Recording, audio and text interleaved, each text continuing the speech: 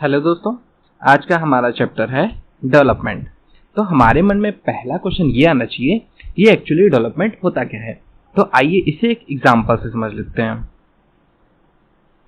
तो आप देख सकते हो कि एक रिक्शे चलाने वाला है और इसका बेटा इससे पूछता है कि पापा, मैं जब बड़ा हो जाऊंगा तो मैं एक कार खरीद लूंगा और कार चलाऊंगा।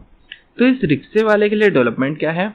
ये रिक्शे वाला बोलता है कि जिस तरीके से हमारी कंट्री वर्क कर रही है, जैसी हमारी इकोनॉमी है और जिस तरीके से मैं अर्न कर रहा हूँ, कमा रहा हूँ, उस तरीके से तुम सबसे अच्छा ये होप कर सकते हो कि जो रिक्शा तुम चला रहे हो वो तुम्हारा ही रिक्शा हो, तुम किसी से रेंट पे, किराए पे लेके रिक्शा ना चला रहे हो। तो इस तरीके से इस रिक्शे वाले के लिए डेवलपमेंट क्या है? अपना खुद का रिक्शा होना। इसी तरीके से हमारे जब अलग अलग सोशल लाइफ के लोगों को देखेंगे, जैसे कि अगर हम देखते हैं लैंडलेस रूरल लेबर्स के लिए, जिनके पास लैंड नहीं है, तो इनके लिए जो सबसे अच्छा डेवलपमेंट क्या हो सकता है कि इनको रोज वर्क मिले, इनको अच्छे वेजेस मिले, इनके बच्चे को एजुकेशन मिले, इनके साथ डिस्क्रिमिनेशन ना किया जाए। इसी तरीके से अगर एक प्रॉस्परस फार्मर्स है जो कि पंजाब का है, उसके लिए डेवलपमेंट क्या हो सकता है?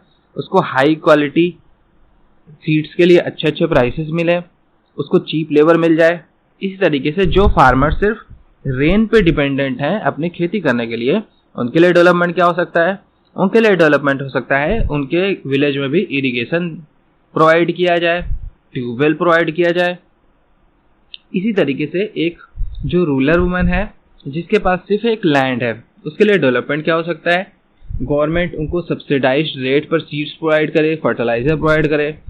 इसी तरीके से जो अर्बन एरिया में अनएम्प्लॉयमेंट यूथ है, उनके लिए डेवलपमेंट हो सकता है एक प्रॉपर जॉब प्रोवाइड करना।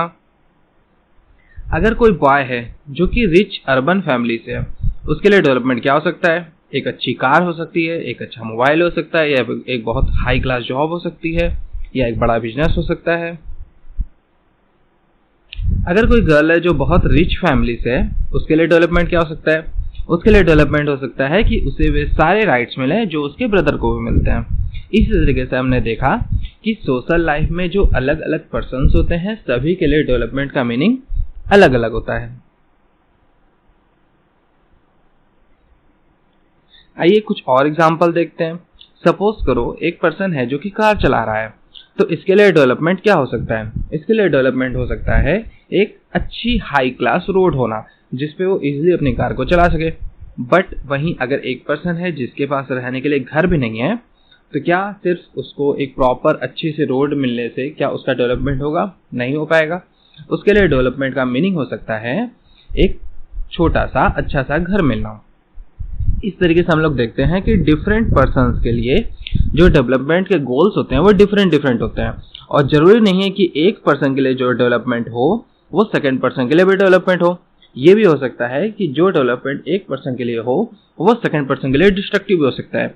क्योंकि सपोज करो एक बहुत अच्छी रोड बनाई जा रही है, जिसके कारण जो रोड के किनारे रहने वाले ये लोग हैं, इनको हटा दिया जाएगा, जिससे इनका घर छिन जाएगा। तो ये डेवलपमेंट इनके लिए तो डिस्ट्रक्टिव हुआ, बट जो पर्सन कार चलाता है रोज, उसके लिए कंस्ट्रक्टिव हुआ, यानी कि उसके लिए तो डेवलपमेंट हुआ। बट जो पर्सन रोड के किनारे रह रहे हैं, उनका तो डेवलपमेंट नहीं हो पाया। इस तरीके से जरूरी नहीं है कि एक पर्सन की डेवलपमेंट अनदर पर्सन के लिए भी डेवलपमेंट हो। आइए आगे समझते हैं।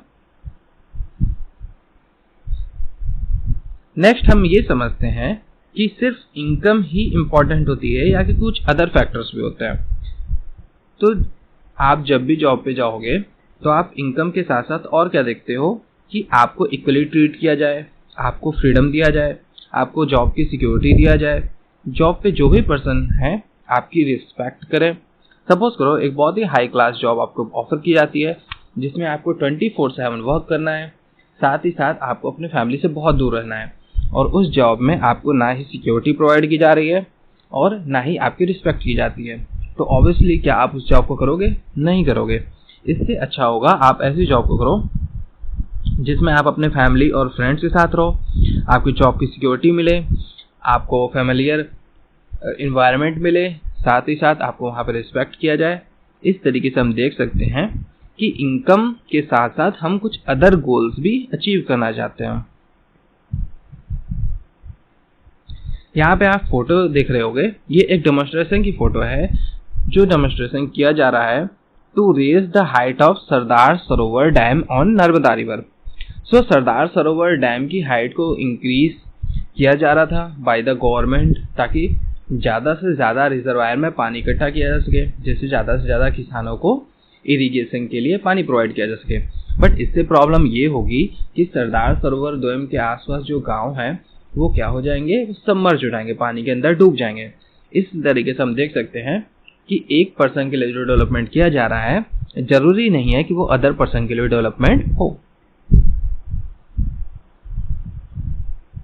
सो basically we look for the mix of goals. हम कई सारे गोल्स को एक साथ अचीव करना चाहते हैं फॉर द डेवलपमेंट।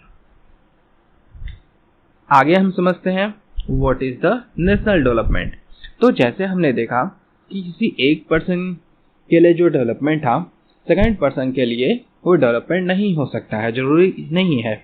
इसी तरीके से जो हमारी पार्टियां रहती हैं, बहुत सारी डेमोक्रेसी में पार्टी रहती हैं जो कि इलेक्शन के लिए लड़ती हैं, उनमें हर एक पार्टी के अपने अपने ओपिनियंस होते हैं और जरूरी नहीं है कि सारी पार्टियां डेवलपमेंट के लिए एक ही बात पर एग्री करें। So it is very important to keep in mind that different person could have different as well as conflicting notions of countries development. Suppose करो कोई पार्टी है जो कि डैम्स बनाने पर ज़्यादा फोकस करती है, रीन्यूएबल एनर्जी पे ज़्यादा फोकस करती है, उसी तरीके से अनदर पार्टी इसको कंट्राडिक्ट कर सकती है कि डैम्स बनाने से बहुत सारे विलेज सबमर्ज हो जाते हैं, इसलिए वह न्यूक्लियर एनर्जी पर भी फोकस करना चाहिए। तो इस तरीके से दोनों के आइडिया कॉन्फ्लिक्टिंग हो गए। सो इस तरीके से नेशनल डेवलपमेंट भी अलग अलग पर्सन पे डिपेंड करता है। आइए एक एग्जांपल समझते हैं। सो एक जो वेसल है जिसमें 500 टन लिक्विड टॉक्सिक वेस्ट भरा हुआ था, इसे एक कंपनी को दे दिया गया जिसने इसे डंप कर दिया एबिडजान इन आइवरी कोस्ट नाम की एक कंट्री में, जो कि अफ्रीका में पड़ती है। इस फ्यूम्स के कारण बहुत सारे लोगों को स्किन रैशेस, डायरिया एक्सेट्रा हो गया। लगभग 26,000 पीपल को ट्रीट किया गया फॉर द पॉइजन्स। सो इस तरीके से आप देख सकते हो कि एक कंपनी को बहुत सारा बेनिफिट हो गया और बहुत सारे लोगों को पॉइजन्स हो गए। सो इस तरीके से जो एक पर्सन के लिए डेवलपमेंट है, ये जरूरी नहीं है कि वो दूसरे पर्सन के लिए भी डेवलपमेंट हो। इसी तरीके से आप एक अदर फिगर देख सकते हो, यहाँ पे बहुत बड़ी सी बिल्डिंग बनाई जा रही है और यहाँ पर आप झोपड़पट्टियों को देख सकते हो। तो इस तरीके से कुछ लोग बहुत ज़्यादा रिच हो गए हैं और कुछ लोग अल्ट्रा पुअर हैं, यानी कि उनके पास खाने के लिए भी नहीं है। तो जरूरी नहीं है कि जो एक पर्सन के लिए डेवलपमेंट हो वो दूसरे के लिए भी हो।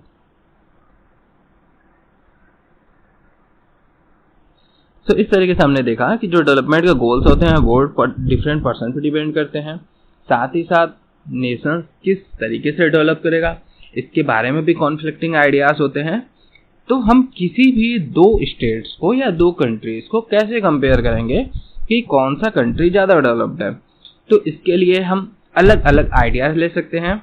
जैसे कि हम कंट्री के इनकम को कंपेयर कर सकते हैं।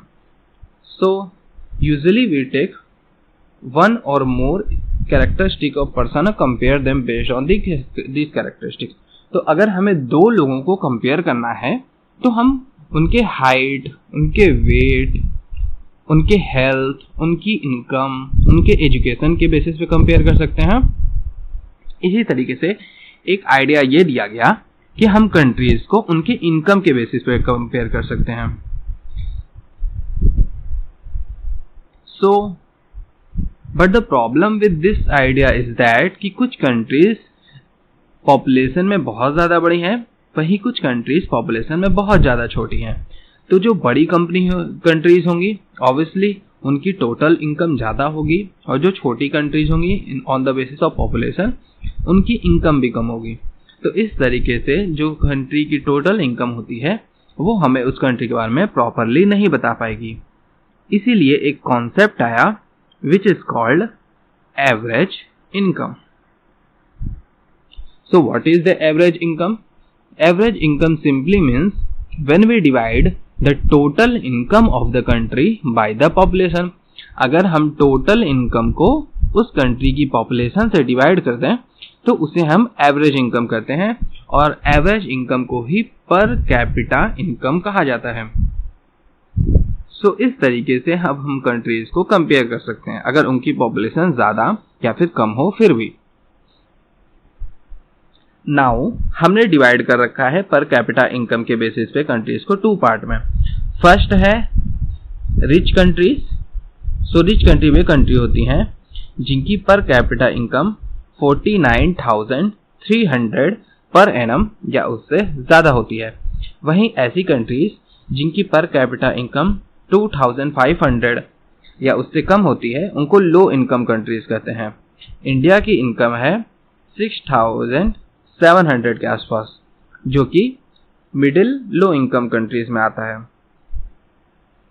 So the rich countries excluding the countries of Middle East and certain other small countries are also known as developed countries. आइए अब हम समझते हैं कि एवरेज इनकम के फॉर्मूले में क्या प्रॉब्लम है। अब आप देख सकते हो कि हमारे पास एक कंट्री ए है और दूसरी कंट्री बी है। सो हमने कंट्री ए और बी की जो पॉपुलेशन है उसको 5 पार्ट में डिवाइड कर दिया। बेसिकली 5 इनके सोशल ऑर्डर को 5 पार्ट में डिवाइड कर दिया। सो इनके सोशल ऑर्डर की इनकम आप देख सकते हो, जहां पर कंट्री ए के जो सोशल ऑर्डर है उसमें ऑलमोस्ट सारे पर्सन इक्वलेंट ही अर्न कर रहे हैं। कुछ लोग कुछ ज़्यादा अर्न कर रहे हैं, कुछ लोग थोड़ा सा अर्न कर रहे हैं, बट उनके बीच में बहुत ज़्यादा गैप नहीं है। तो अगर आप इनकी एवरेज लो या फिर सेकंड कंट्री बी जिसमें बहुत सारे लोग बहुत कम अर्न कर रहे हैं, वहीं कुछ लोग बहुत ही ज़्यादा अर्न कर रहे हैं, इनकी एवरेज लो, तो इन दोनों की अगर एवरेज इनकम देखोगे तो इक्विवेलेंट आती है। तो क्या आप यहाँ से इन दोनों कंट्रीज के बारे में ये बता सकते हो कि दोनों कंट्री ऑलमोस्ट इक्विवेलेंट है? तो आप सिंपली फिगर देख के बता सकते हो कि दोनों कंट्री ऑलमोस्ट इक्विवेलेंट नहीं है। जहाँ कंट्री ए में नॉर्मली सभी लोग इक्वल अर्न कर रहे हैं या कुछ लोग थोड़ा ज़्यादा अर्न कर रहे हैं, सो इससे हम ये समझ सकते हैं इस कंट्री में जो बहुत रिच और जो बहुत पुअर हैं उनके बीच बहुत ज़्यादा डिवाइड नहीं है। वहीं कंट्री बी में कुछ लोग अल्ट्रा रिच हैं और कुछ लोग अल्ट्रा पुअर हैं, कुछ लोग बहुत ज़्यादा रिच हैं, कुछ लोग बहुत ज़्यादा पुअर हैं, जैसे कि हमारी कंट्री में है। सो आप ये फिगर देख के इस चीज़ को अच्छे समझ सकते हो। आप देख सकते हो कि यहाँ पे 4 चेयर्स हैं और 5 पर्सन यहाँ पे सिट हैं, यानी कि बैठे हुए हैं। तो ये बहुत ज़्यादा रिच भी नहीं है यहाँ के लोग, बहुत ज़्यादा पुअर भी नहीं है, but they have that much money that they are capable to do daily work. इनके पास इतने पैसे हैं कि ये लोग रोज के काम इजीली कर लेते हैं। वहीं आप देख सकते हो कि एक पर्सन के पास 4 चेयर है और एक 4 पर्सन के पास 2 चेयर है, यानी कि एक पर्सन जो बहुत ही ज़्यादा रिच है और कुछ लोग बहुत ज़्यादा पुअर हैं, इतने पुअर हैं कि इनके पास खाने को भी नहीं होता है। सो इस तरीके से हमें ये समझ में आया कि जो हमारी एवरेज इनकम होती है ये भी हमें कंट्री के बारे में क्लियरली नहीं बता पाती है।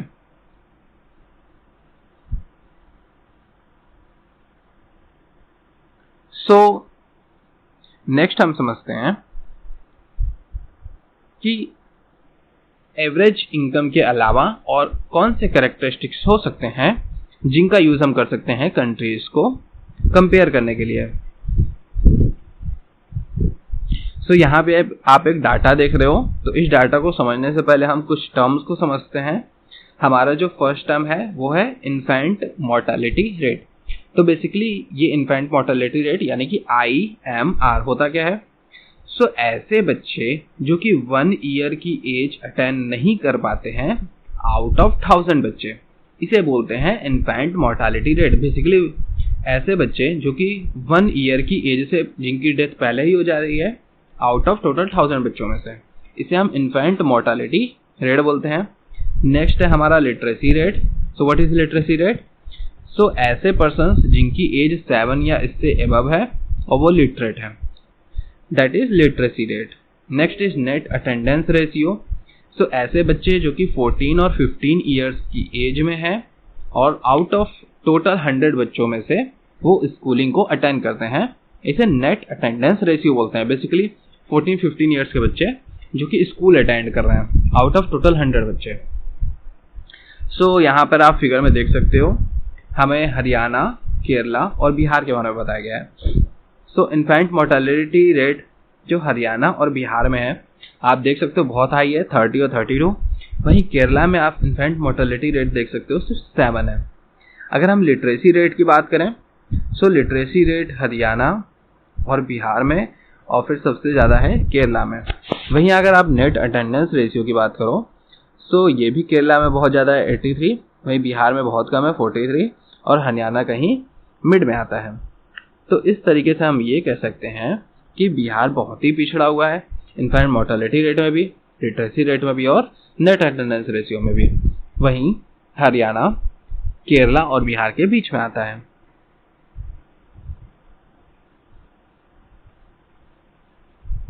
नेक्स्ट हमारा टॉपिक है पब्लिक फैसिलिटीज।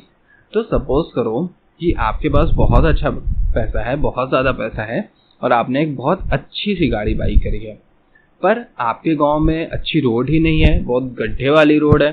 तो क्या आप उस अच्छी गाड़ी का यूज़ कर पाओगे? नहीं कर पाओगे। तो इसीलिए हमारी पब्लिक फैसिलिटी बहुत ज़्यादा इंपॉर्टेंट होती है।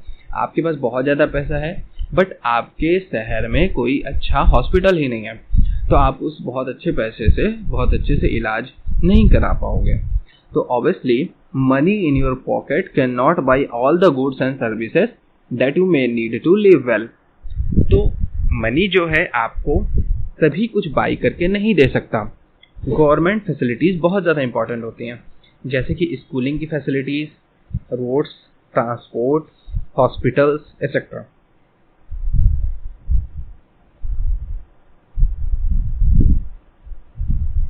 आइए अब हम लिटरेसी रेट समझते हैं उत्तर प्रदेश के लिए। तो यहाँ आप देख सकते हो कि लिटरेसी रेट है जो रूरल पॉपुलेशन की, in male it is 76 while in female it is 54%। वहीं जो लिटरेसी रेट है रूरल चिल्ड्रन में जिनकी एज 10 से 14 ईयर्स है, मेल में 90% है, फीमेल में 87% है। वहीं अगर परसेंटेज ऑफ रूरल चिल्ड्रन बात करें जो 10 से 14 ईयर्स की एज में अटेंड कर रहे हैं स्कूल को, उनमें मेल में लिटरेसी रेट 85 एंड फीमेल में 82% है। तो आई होप ये चैप्टर आपको अच्छे समझ में आ रहा होगा। आइए हम आगे समझते हैं जो कि है ह्यूमन डेवलपमेंट रिपोर्ट। तो हमने इसमें देखा कि नेशनल इनकम से भी हम कंट्रीज़ को कंपेयर नहीं कर पा रहे थे प्रॉपरली, वहीं एवरेज इनकम से भी हम कंट्रीज़ को कंपेयर नहीं कर पा रहे थे, इनफैक्ट मोर्टेलिटी रेट से भी हम सिंपली कंट्री को कंपेयर नहीं कर सकते। तो इन कई सारे इंडेक्सेस को मिलाकर बनाया जाता है ह्यूमन डेवलपमेंट रिपोर्ट, जो कि पब्लिश किया जाता है UNDP के द्वारा, यानी कि यूनाइटेड नेशन डेवलपमेंट प्रोग्राम के द्वारा। यूनाइटेड नेशन डेवलपमेंट प्रोग्राम कई सारे इंडेक्सेस को आपस में कंबाइन करती है, कई सारे फैक्टर्स को देखती है, उसमें हेल्थ, एजुकेशन, इन सभी को देखती है, साथ ही साथ इनकम को भी देखा जाता है और इस बेसिस पे हर एक कंट्रीज को नंबर प्रोवाइड किए जाते हैं। उस नंबर के बेसिस पर कंट्री को रैंकिंग प्रोवाइड की जाती है, जो कि आप यहाँ देख सकते हो। यहाँ पे आप देख सकते हो श्रीलंका, फिर इंडिया, फिर म्यांमार, पाकिस्तान, नेपाल और बांग्लादेश।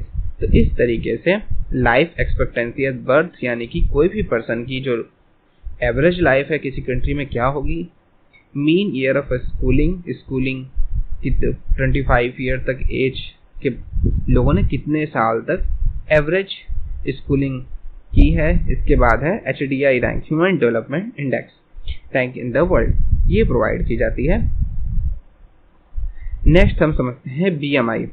BMI क्या होता है? BMI is also called body mass index. तो BMI के हेल्प से आप ये पता कर सकते हो कि जो आपके बॉडी टू मास का रेशियो है वो क्या है।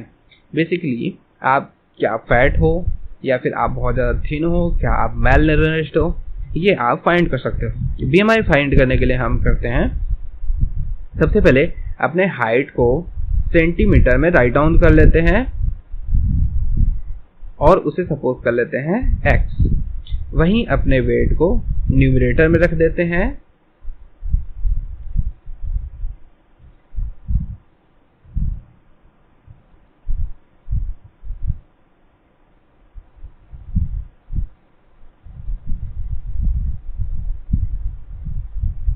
सपोज करो आप अपने हाइट x को मेजर कर लोगे और इसे मेंशन कर लोगे मीटर में, साथ ही साथ आप अपने वेट को ले लोगे और उसे डिवाइड कर दोगे x स्क्वायर से। तो अपने वेट को x स्क्वायर से, यानी कि आपकी हाइट जो मीटर में है उसके स्क्वायर से डिवाइड करने पे जो वैल्यू आती है उसे हम BMI यानी कि बॉडी मास इंडेक्स कहते हैं।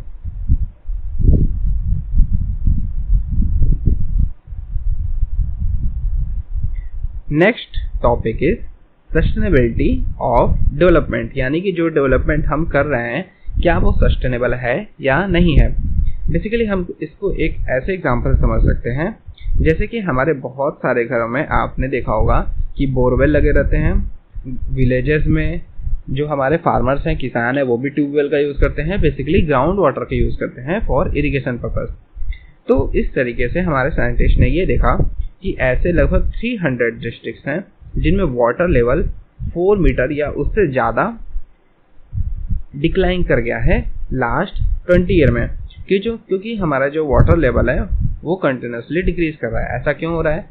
सो बेसिकली वाटर को हम एक रीन्यूएबल रिसोर्सेज समझते हैं।